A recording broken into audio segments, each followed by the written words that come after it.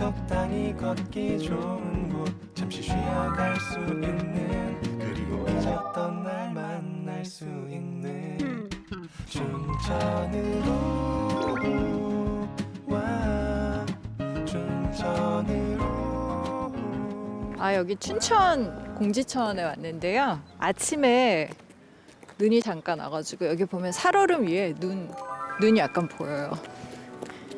오늘 아침에 안개가 굉장히 많이 끼었다고 하는데 날씨가 활짝 겠네요. 확실히 겨울이라서 햇볕이 이렇게 내리쬐면 너무 좋아요.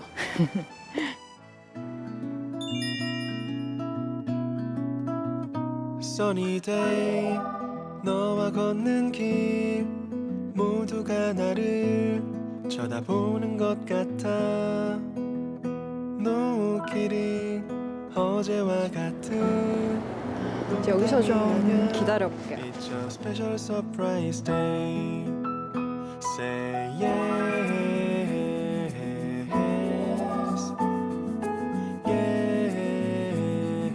Yes Say yes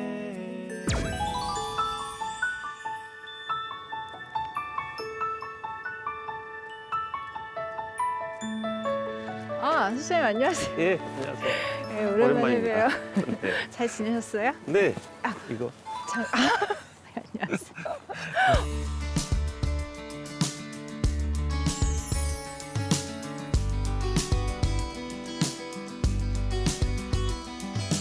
It is so easy to see dysfunction between you and me. We must free up these tired souls before the sadness kills us both. I tried to let you know I love you, but I'm letting go.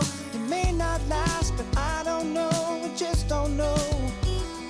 If you don't know, then you can't care. And you show up, but you're not there. But I'm waiting, and you want to. Still afraid that I will desert you. 어떻게 지내셨어요?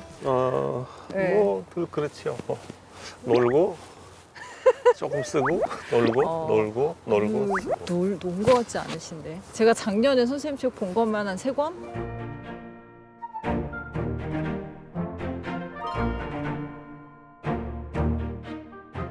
선생님 특별히 춘천으로 오고 싶어 하신 이유가 있으세요? 네. 제가 20대 때 많이 왔어요, 여기를. 대학 다닐 때. 네. 처음 와가지고, 그때는 청량리역에서 아, 맞아요. 네, 맞아요. 출발해서 네. 여기까지 오는데 굉장히 설렘 같은 게 있어요. 두근거리고 가서 누굴 만날까 하는. 아마 그 시절 보낸 사람들한테 춘천은 청춘의 유적지 같은 아, 청춘 유적지 맞다. 각자의. 맞아요. 그래서 늘 춘천이라는 지명만 들어도 이제 자연스럽게 그때를 떠올리게 되고 꼭 한번 가야지 하는 마음을 늘 가지게 되죠. 조금은 지쳐 있었나 봐 쫓기는 듯한 오늘 이렇게 춘천 네. 이렇게 선생님이랑 돌아다니면서 여기저기 볼 텐데 네. 예, 좀 걸어 다니면서 좀 더 볼까 봐요. 네, 그러십시다. 네, 네. 무작정 몸을 부대어 보며 걷기 되게 좋은 곳인 것 같아요, 춘천이. 근데 선생님 여행 워낙 좋아하셔서 네. 많은 길을 걸어보셨잖아요.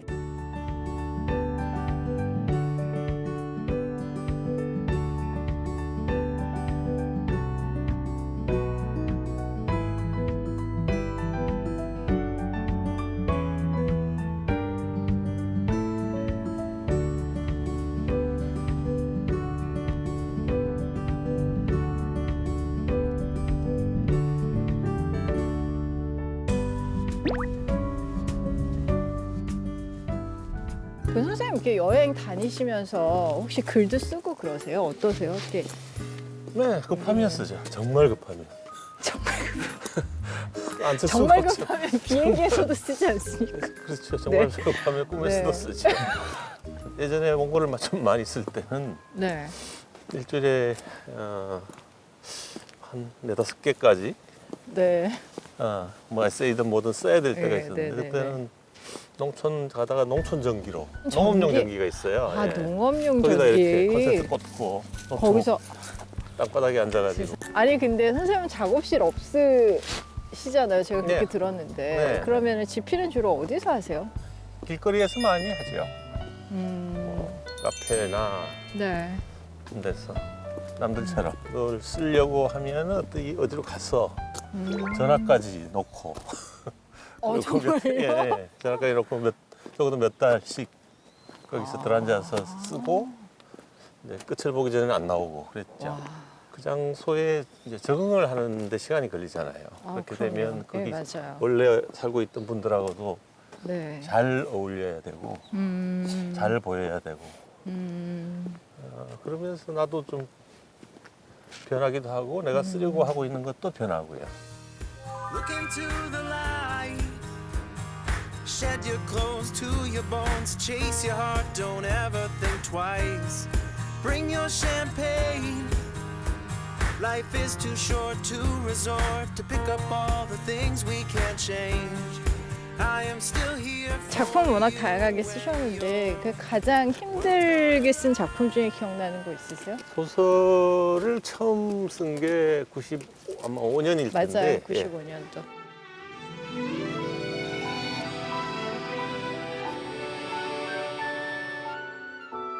첫 번째 소설을 발표를 하고 반응이 괜찮았어요.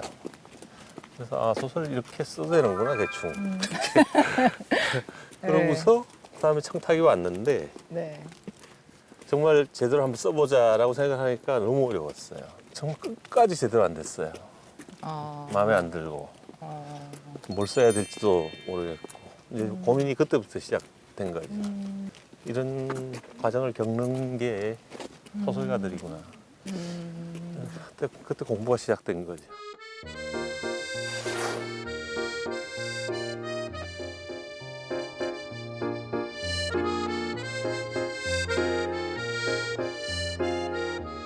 근데 선생님 작품 중에는 뭐 장편도 있지만 단편이 좀 많은 편이긴 해요. 장편, 단편 좀 쓰시기가 많이 다르세요? 뭐 많이 다르죠. 음. 원고료가 다르고요. 원고료 많이 다릅니다. 네. 단편은 한 우리 삶의 한 장면 같은 거를 조명하는 것이라면 네. 장편은 사람의 일생이 들어가는 그렇죠. 거니까요. 보통. 네. 한 사람이 아니라 여러 사람의 일생이 들어갈 수도 있고요. 그러니까 스케일 자체도 다르고 그러니까 서사도 달라질 수밖에 없고 방식도 달라지고 생각도 다르고 장편은 살아냈다는 느낌을 준다면 단편은 마음에 드는 작품을 됐을 썼을 때. 때의 이제 성취감.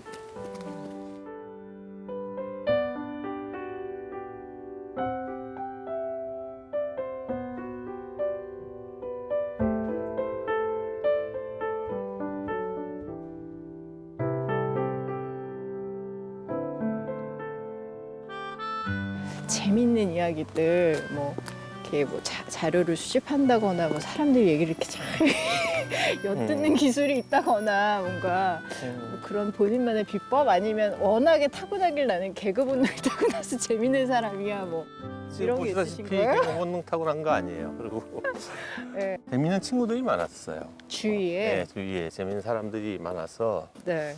사람들 얘기만 듣고 있어도 소설을 쓸 수 있는 그런 소재가 많이 생겼죠. 어떤 사람이든 간에 네, 네. 처음 만나면 그 사람만이면 들을 수 없는 특별한 그런 이야기가 한두 가지는 분명히 있어요. 네. 누구든 간에. 네. 그 사람을 만날 때마다 걸어다니는 광산이구나. 그러니까 네. 장소도 중요하고 또 거기서 만나게 된 사람들 또 사건들 일어난 사건들 이런 것들도 중요하죠.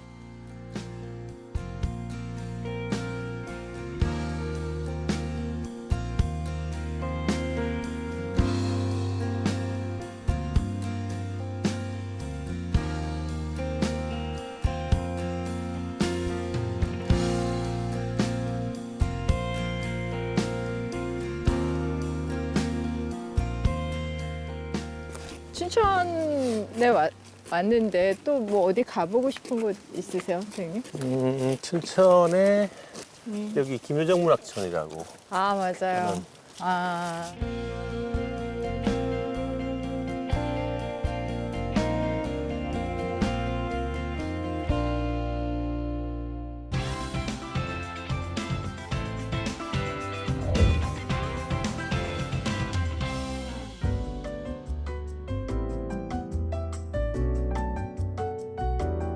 김유정 문학촌을 꼭 와보고 싶으셨던 이유가 있으세요? 김유정 소설 중에 보면은 네. 일반인들에겐 잘 안 알려져 있지만 저한테는 굉장히 감동적이었던 소설이 몇 편이 있는데 아, 네. 나중에 사후에 발표된 거 중에 형이라는 작품이 있어요.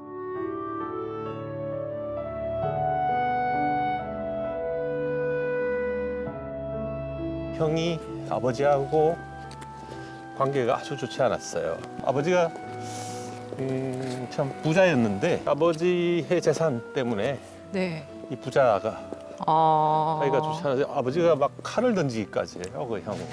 네. 어린 김유정은 그 병든 아버지 옆에 도망가서 이제 숨죽이고 있고 하는 식의 그 풍경들이 나오는데 정말 그게 네. 리얼하다 못해 아. 마치 제 일 같은 거예요. 그래서 현장을 한번 와보고 싶었어요. 아. 정말 그 아버지가 부자라면 얼마나 부자였는지 어떻게 살았는지.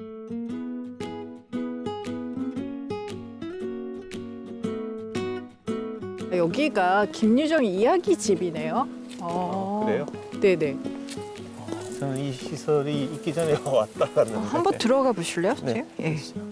김유정이 제가 알기로 29살 때 네. 돌아가신 걸로 알고 예, 있거든요. 1908년생인데 37년인가 죽었으니까요. 아, 예, 감사합니다. 아, 여기. 아.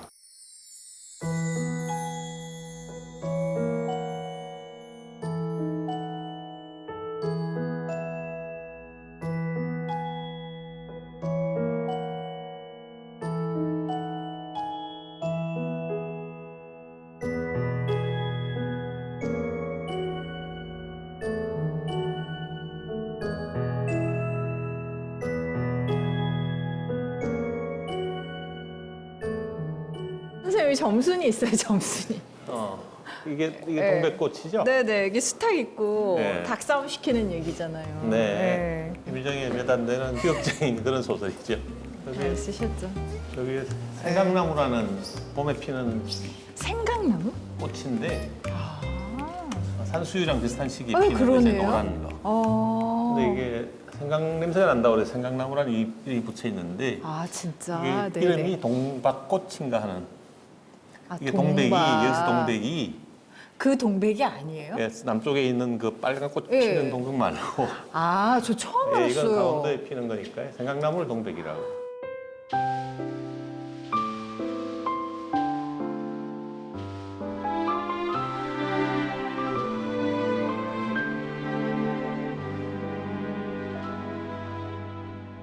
여기도 한번 볼까요, 선생님? 네. 아, 이게 이렇게 책으로 되어 있어요. 이렇게 책으로 이렇게 여기를 만들었네.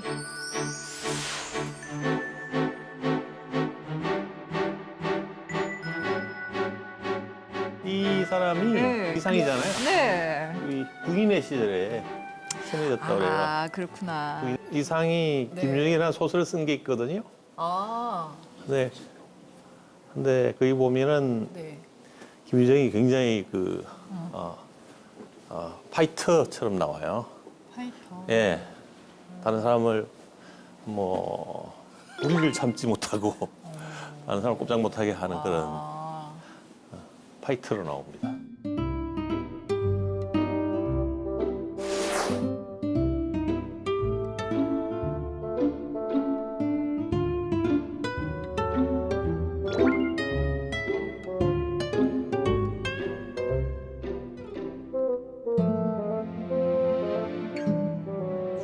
녹지를 보고 첫눈에 반하다. 예. 1928년 봄. 박록주라고 아. 연모에서 짝사랑을 했어요. 박록주라는 아. 당대 그 명창이죠. 아 소리 하시는 분. 예, 그 예능인이라고 할 수 있는데 아. 이분을 짝사랑을 해서 굉장히 심각했어요. 너무 좋아요. 예. 그래서 너무 심각하게 좋아했어요. 편지를 이렇게 막 예.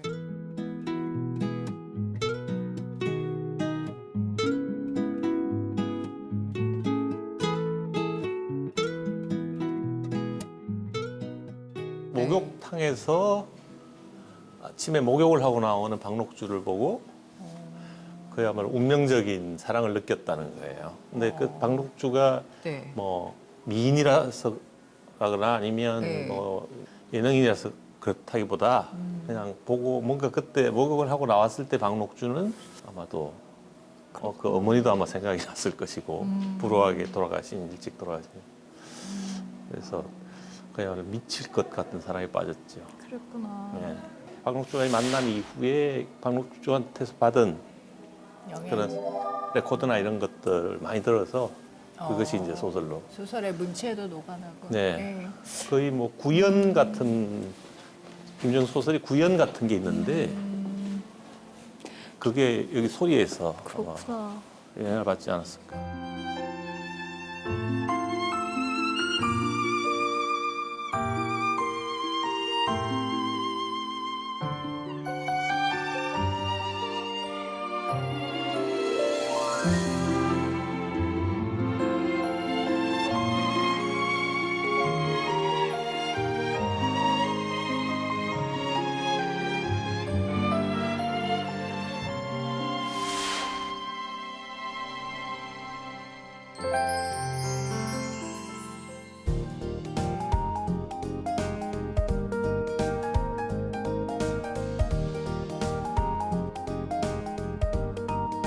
아까 선생님이 김유정 내가 되게 부자였다고 네. 생각 되게 궁금해요.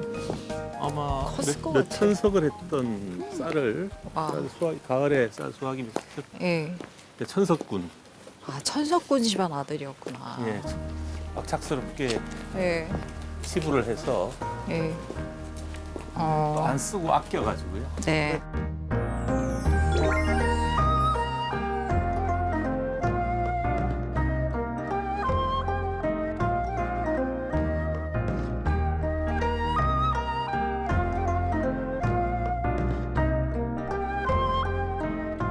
그렇죠. 여기도 동백꽃이. 예, 이게 김유정이군요. 이게 아 지켜보고 여기. 있는.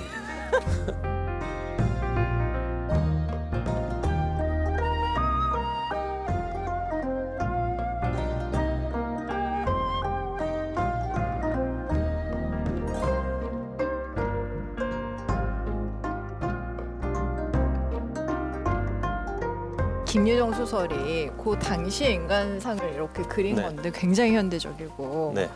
그때 당시에는 이제 모던한 그런 사람들이 그린 건데 지금 21세기의 어떤 인간상이랄까 현대성이랄까 이런 건 어떻게 보세요, 선생님? 리얼리스트를 넘어서 거의 자연주의에 가깝게 아주 세밀하게 당시에 사람들 사는 거 주로 이제 고통, 슬픔 이런 것들을 정말 절실하게 그려내거든요. 네. 그게 김유정 문학이 갖고 있는 힘 중에 하나가 아닐까. 네.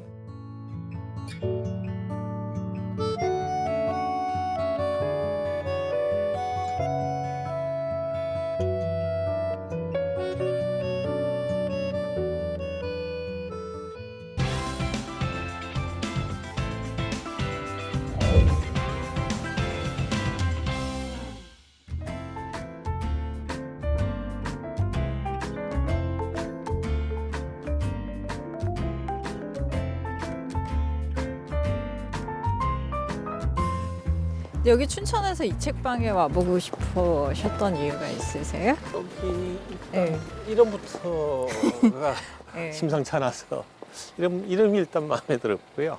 네. 그리고 설명을 그 전에 들으니까 가정집에 책방이었다 네. 그래서 네. 옛날 제가 어릴 때 동경하던 그런 풍경이 있지 않을까. 왜냐하면 우리 집은 농가였어요. 그래서 늘 분주하고 식구들이 일을 하느라 바빠서 아, 뭐 책을 읽고 앉아 있는 사람, 앉아 있는 사람이 별로 없었죠.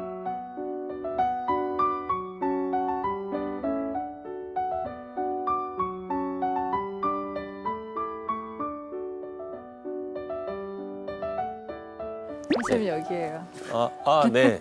마실 책방, 마실 북스. 네. 그렇군요. 진짜 여기 가정집이다, 그렇죠? 근데 집이 참 예쁘네요. 그러니까요. 저 오, 꺾어놓은 거 좀 보세요. 지붕이랑 다 너무 예쁜데? 복이 3개가 있네요. 네. 지붕 끝에. 아, 연말에. 그러네 저기. 아, 들어가 보실까요? 예. 네.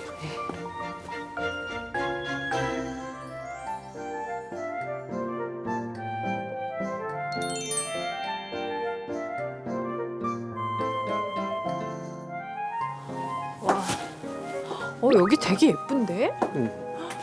색깔이 이렇게 있어요.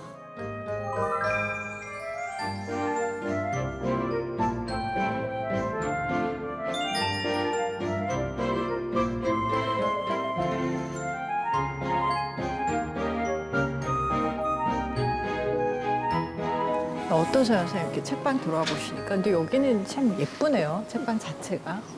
방이 네. 뭔가 이렇게 품격 같은 게 느껴지는 품격이. 품격.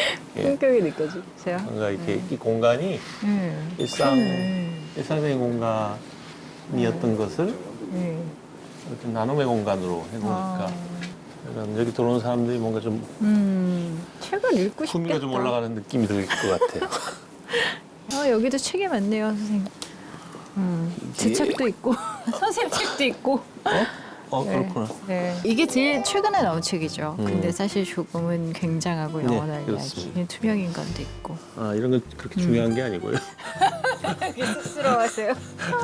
안녕하세요. 네, 안녕하세요. 네, 네. 안녕하세요. 네. 서점 주인분이시구나. 네. 그러시군요. 예. 예. 여기 보니까 가정집 개조하신 네, 거예요. 맞아요. 본인도 원래 사시던 곳이요? 그건 아니고요. 저희 집이었으면 좋았을 것 같은데 저희 집은 아니고요. 이걸 그러면 인테리어 같은 걸 다시 다 새로 네, 저희가 원래는 그 10평 정도의 작은 규모로 시작을 했는데 여기로 이전을 한 지 이제 1년째 됐어요. 원래는 다 네, 원래는 좀 작게 하다가 이제 이전을 했죠. 저희가 평일 저녁에는 거의 모임이 있어요. 그러다 보니까 모임을 하는 동안에 책을 구경하러 오시는 분들도 불편하시고 모임하시는 또 불편하시다는 거를 좀 느끼게 돼서 좀 더 편하고 넓은 공간으로 옮기자라고 이제 계속 찾아보던 중에 여기 산책 코스였는데 저희가 산책을 다니다가 이 집이 너무 이뻐서 나중에 이런 집에서 살면 좋겠다는 생각을 했었어요. 그런데 마침 이 집이 나와가지고 저희가 책방이 좁다 보니까 좀 넓은 곳으로 가자 해가지고 이 책방을 바로 저희가 계약을 하고 이사를 오게 됐죠.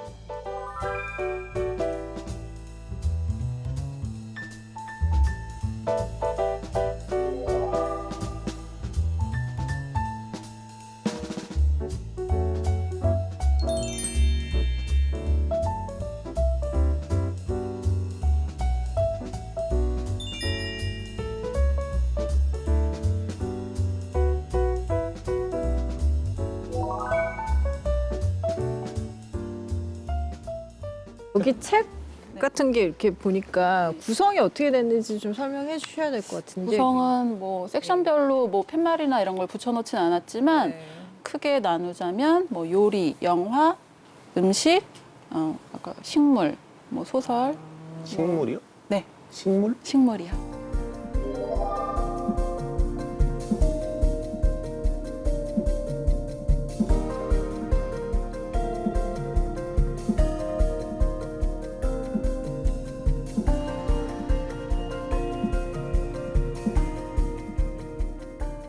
특별히 손님 중에 기억 남는 분 계세요? 손님이 기억난다기보다는 손님들과의 에피소드 중에 기억이 남는 게 한 번은 아기 고양이가 몇 시간 동안 계속 우는 거예요. 그래서 손님들이 그때 계시던 손님들이 이게 어디서 나는 소리인가 해가지고 네. 책방 지붕까지 올라가가지고 다 찾았는데 결국 저기 화장실 위에 천장에서 아기 고양이가 어머 세상에. 어미가 버리고 갔나 봐요. 그래서 3마리를 구조해가지고 손님들이랑 잠 못 자고 밥 먹이고 배변 유도하고 그랬던 적이 있는데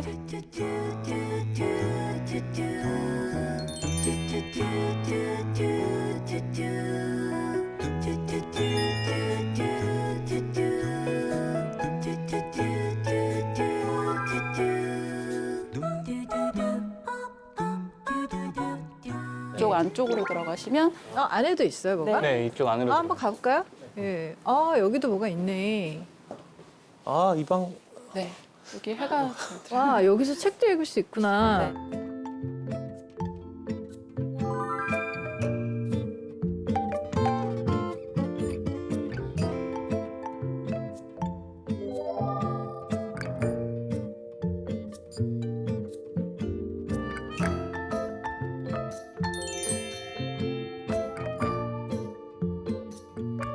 책 재밌는 책 많다. 저 같은 책은 그 1988년도 올림픽에 예. 어머, 관련된 재밌다. 거를 다 모아놓은 책이에요.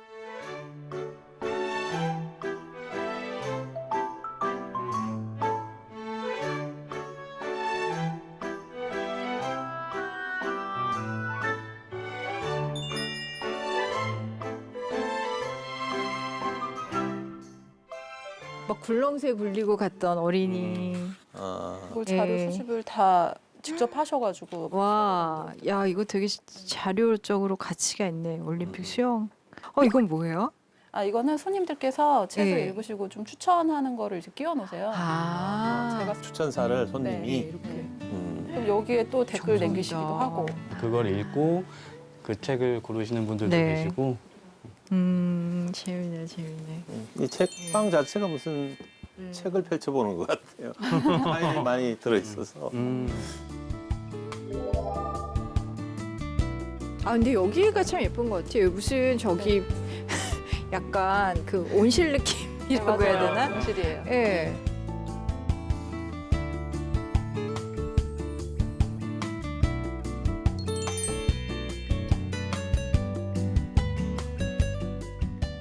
책방을 이렇게 여시게 된 계기가 있어요? 원래 책방 하고 싶으셨어요? 네, 원래 하고 싶기도 했었고 원래는 제가 사서로 근무를 하고 있었어요. 그러다가 이제 좀 현실적인 문제 때문에 네. 그만두고 좀 안정적인 직장에 있다가 이 친구가 결혼을 하기 전에 서로에 대해 꿈에 대해서 좀 얘기를 나누다가 그러면 서로 좋아하는 음악과 책이 있는 곳을 만들자. 언제 만들까? 그냥 지금 하자. 40살 되기 전까지 재밌게 한번 해보자. 라고 해서 했는데 어떻게 잘 재밌게 돼가지고 이제 40이 얼마 안 남았는데 이번에 한 60살까지 더 해볼까? 약간 지금 그러고 있어요. 부인은 사서분이었고 그럼 남편분은 뭐? 저는 음악을 하고 있거든요. 그래서 음악 하세요? 모던 다락방이라는 팀 활동을 하고 있는데 이런 공간에 대해서 항상 좀 갈망이 있었어요. 사람들이 모여서 재밌게 놀 수 있는 공간을 만들었으면 좋겠다라는 생각을 하고 있었는데 그럼 여기서 음악 공연도 하시는 거예요? 네, 여기서 공연도 하고요. 햇살이 따뜻한 아침 분명 늦게 잠들었었는데 왜 이리도 빨리 눈이 떠졌을까 요즘 나 왜 이러지 따뜻한 물로 샤워하고 깔끔하게 머리를 다듬고 내가 좋아 그럼 추천책도 한번 좀 들어볼까요? 오르비주의 너 오늘도 행복하니라는 책인데 이 책은 가족이 본인들이 살 집을 건축하는 과정을 건축회사 이렇게 번갈아 가면서 쓴 책이에요.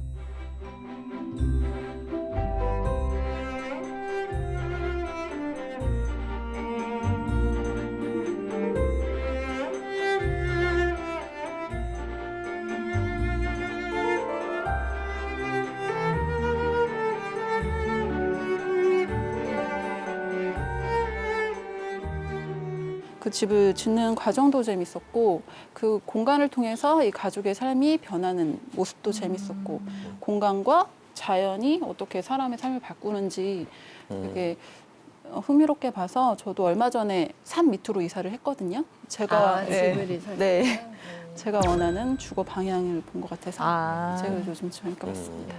이렇게 책방 어떠세요? 한 4년 정도 운영해 보시니까? 힘든 점은 아무래도 좀 신간을 많이 들여놓고 싶고 재밌는 책도 많이 들여놓고 싶은데 이제 작은 서점은 그 반품이 안 되다 보니까 계속 재고에 부담이 있어요. 그렇다고 뭐 잘 나가는 베스트셀러만 가져다 놓고 싶지도 않고 재밌는 책을 발굴하고 싶은 마음도 있는데 그런 부담을 좀 가지고 있죠. 많이 팔려야 많이 들여놓는데 또 생각만큼 많이 팔리지는 않고 그런 어려움은 있죠. 근데 또 재밌는 게 다양한 손님들을 이제 책방을 하지 않았으면 만나지 못했을 분들을 만나게 돼서 그건 좀 재미로 삼고 있습니다. 사랑한다 말을 해도 네가 듣지 못한다면 나의 용기 무슨 소용 있을까. 보고 싶다 말을 해도 네가 듣지 못한다면 나의 고백 무슨 소용 있을까.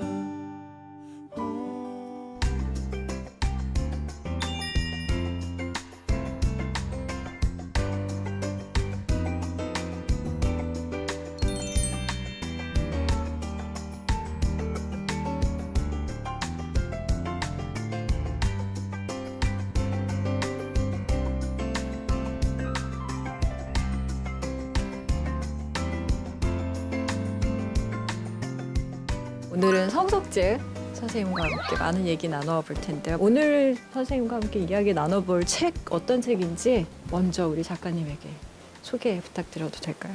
작년 하반기에 낸 산문집인데요. 아직 제목을 잘 못 외우겠어. 본인도 제가 긴장하고 있었어요. 근데 제목 얘기하다 틀리면 어떻게 하지? 아 그래요? 예. 못 외우고 있는데 틀릴 일이 없지.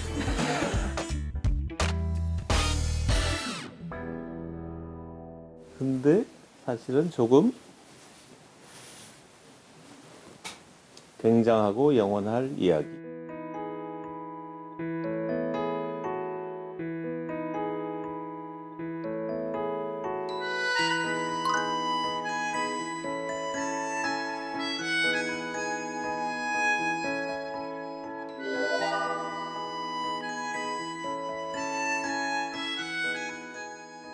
에세이들이 많고요. 그다음에 여행기도 있고 대체로 그런 산문들이 모인 그런 문집이라고 할 수 있습니다. 제목을 이렇게 좀 길고 어떻게 보면 좀 약간 어려울 수도 있는 제목인데 이렇게 지은 이유가 있으세요? 우리가 서로 대화를 하는 것, 살아가면서 서로 소통하는 것,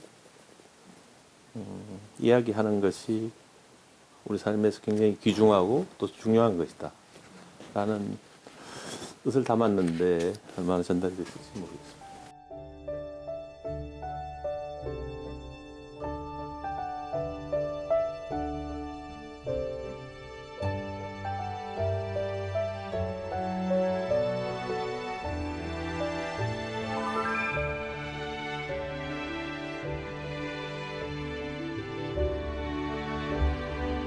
여행 이후의 이야기도 있고 뭐 앞부분에 이제 뭐 동네 얘기도 있고 뭐 다양한 이야기들이 있는데 혹시 선생님께서 가장 이렇게 애착이 가는 이야기라던가 구절이라던가 이런 게 있으면 함께 나눠볼까요? 곧 봄이니까 봄하고 연관된 글을 한번 읽어보겠습니다. 봄의 은혜로 만드는 비빔밥이라는 제목인데요. 해마다 봄철이 되면 나는 비빔밥을 만들어 먹는다. 세상 어떤 음식점에서도 볼 수 없는 비빔밥이지만 알고 보면 누구나 만들 수 있는 것이기도 하다. 혼자 먹을 수도 있으나 들밥, 제사밥처럼 3, 40명이 함께 먹을 수도 있다. 요리에 별스러운 재주가 없고 남에게서 얻어먹는 것을 능사로워하는 내가 직접 이 비빔밥을 만들게 된 데는 연유가 있다. 해마다 3월 첫째 주가 되면 20대 마지막에 생을 마감한 한 친구의 기일이 돌아온다. 매년 그의 선후배와 지인들과 산수 앞에서 만나 간소한 예절을 갖추고 나면 을에 점심시간이 되게 마련이었다. 비빔밥에서 봄나물의 풋풋함과 쌉싸름한 맛이 느껴진다. 다 먹고 나면 또 봄날 하루가 갔구나 싶다. 1년에 단 한 번 만들어 먹는 이 비빔밥을 앞으로 몇 번이나 더 먹을 수 있을까? 벗들이 가고 난 뒤 혼자 봄볕이 비쳐드는 마루에 앉아 생각하곤 했다. 특별히 이 에피소드를 고른 이유가 있으신가요? 해마다 봄에 되풀이하던 어떤 일들에 관해서 이게 생각이 나서 그렇게 해서 한번 읽어봤습니다.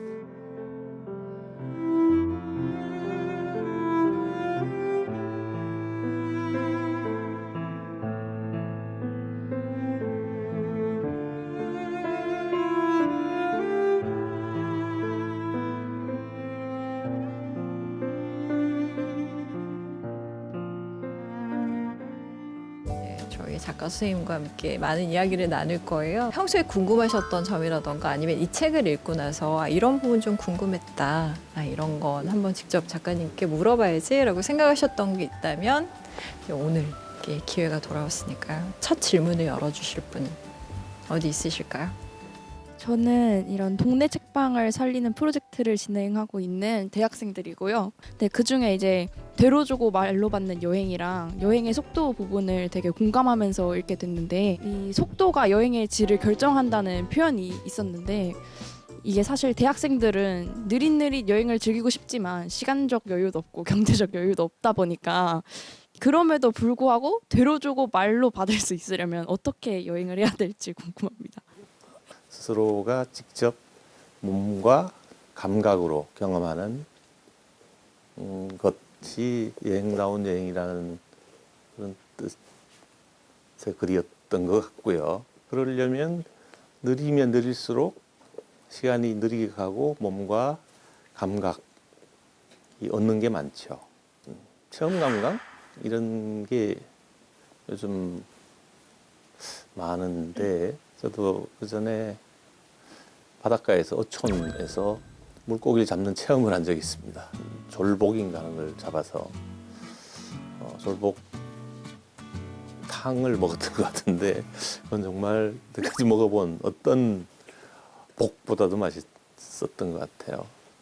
여행을 어떤 음식이라고 친다면 그 음식의 맛을 속속들이 다 볼 수 있다면 그러면 가성비라는 게 굉장히 높아지겠죠. 기왕 떠난 여행이라면. 근데 그걸 그냥 주마간산격으로 이렇게 탁탁 찍고 장소 찍고 이렇게 하다 보면 보람이 별로 없겠죠. 여행은 완전한 경험이 되면 제일 좋고요. 그게 아니라고 한다면 뭐 그보다 느리게 가는 것, 느리면 느릴수록 얻는 게 많을 것이다. 라는 게 제 생각입니다. 선생님이 얘기하는 느림이라는 게 어떻게 보면 이렇게 우리가 뭔가 빠르게 가고 직선으로 가고 지름길로 가고 핫스팟을 찍어서 가고 맛집을 골라서 가고 이런 것들을 제외한 다른 방식이 있잖아요. 돌아서 가거나 다른 사람들이 가보지 못했던 곳을 가거나 원래는 가려고 했는데 길을 잃어버려서 엉뚱한 곳에 가거나 했을 때 얻어지는 어떤 것들이 있는데 그것의 효용도 있는 것 같아요. 예, 그런 의미에서의 느림도 있는 것 같고요. 또 다음 질문 한번 받아볼까요? 작가님들께서 동네 책방에 대해 가지고 있는 인생의 추억이라든지 이런 게 있으시면 말씀 부탁드립니다. 어릴 때 아마 중학교 4학년 때였을 거예요. 그때 동네 책방에서 처음으로 책을 빌렸습니다. 5권의 책을. 제가 기억한다 하는 제목이라면 그게 창궁혈한이라는 좀 어려운 제목인데 푸른 하늘에 피 맺힌 원한이라는 뜻의 책이었는데 무협지였습니다. 근데 그 동네 책방의 주인은 아버지 친구였습니다. 그 후로 이제 뻔질나게 그 책방에 드나들면서 그 책방에 있는 거의 모든 무협지를 다 빌려봤죠. 그러니까 책을 빌려보는 데는 돈이 없으니까 읍내에 있는 아버지 사무실로 찾아가서 책을 좀 빌려보고 싶은데 아버지 친구분이 운영하는 동네 책방에 그 책이 있다고 하니까 아버지가 자식이 책을 보고 싶다는데 그래서 따라와라. 그래서 그 친구분한테 가서 막걸리를 한잔 하시면서 내 자식이 책을 보고 싶다는데 빌려줄 수 있겠느냐고 하니까 그 주인분은 즉시 제가 미래에 아주 큰 고객임을 알아보고 그렇겠다고. 그래서 두 분이 그러면 1년에 얼마 정도를 한 번에 몰아서 주겠다. 상당히 할인을 크게 해서 그래가지고 제가 거기서 책을 빌려보기 시작한 지 한 4년쯤 지나서 서울로 전학을 왔는데 서울에 와서 제일 먼저 한 일이 서울에 있는 동네 책방을 또 다시 찾아가서 거기서 못 읽은 책이 혹시 있나로 검색을 해봤는데 없었습니다. 동네 책방은 아마도 제 인생을 결정적으로 변화시킨 그런 장소가 아닌가. 제가 스스로 좋아서 찾아갔고 또 여러 가지 모험을 했으며 의도적인 건 아니지만 또 도와준 분들도 많았고 그래서 결국은 제가 지금 소설을 쓰고 있는 이유 중에 하나도 그 동네 책방 뿐이 아닌가 그렇게 생각합니다.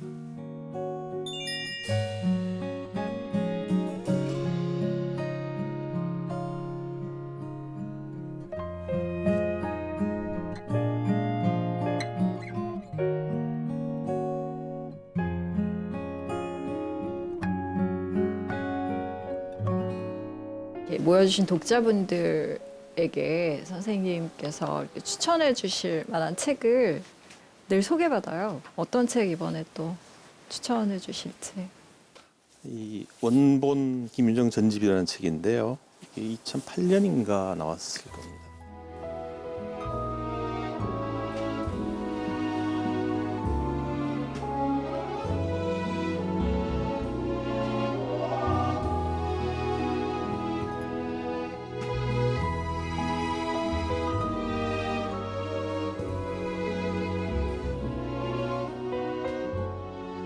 김윤정의 원본이 3번에 걸쳐서 판본이 나왔는데 이게 거의 결정판이라고 보셔도 될 겁니다.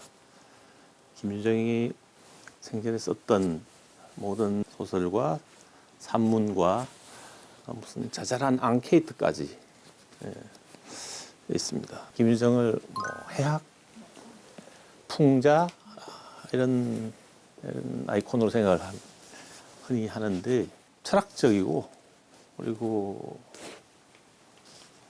또 현대적인 그런 면모도 보여줍니다.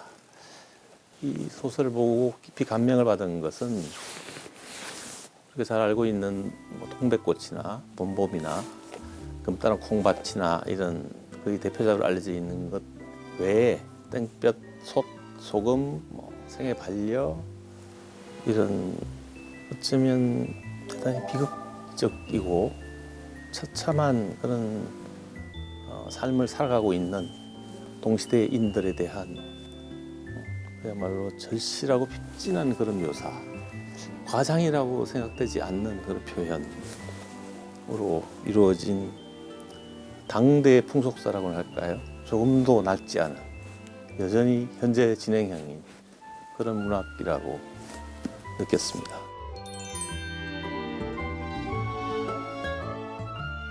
두 번째 책은 인꺽정이라는 책인데 아마 읽어보신 분들이 많겠습니다.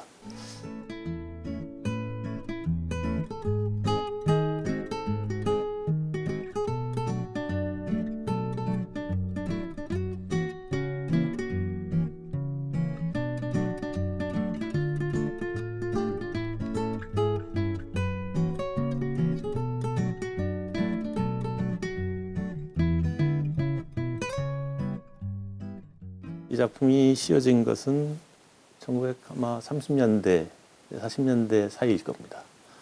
근데 지금도 어쩌자고 이렇게 재밌는지. 이 소설이 중요한 이유는 이 소설이 가지고 있는 그 이야기의 세계가 우리의 전통적인 서사를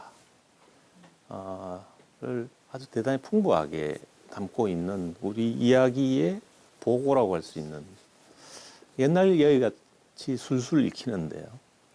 읽다 보면 왠지 모르게 우리가 누구인지, 우리가 어떻게 살아왔는지, 왜 우리가 우리인지를 자연스럽게 알게 해주는 그런 소설이라고 할 수가 있겠습니다. 여긴 또 풍부한 우리말 지금 잘 쓰지 않는 거지만 또 우리말의 보고라고 할 수도 있습니다.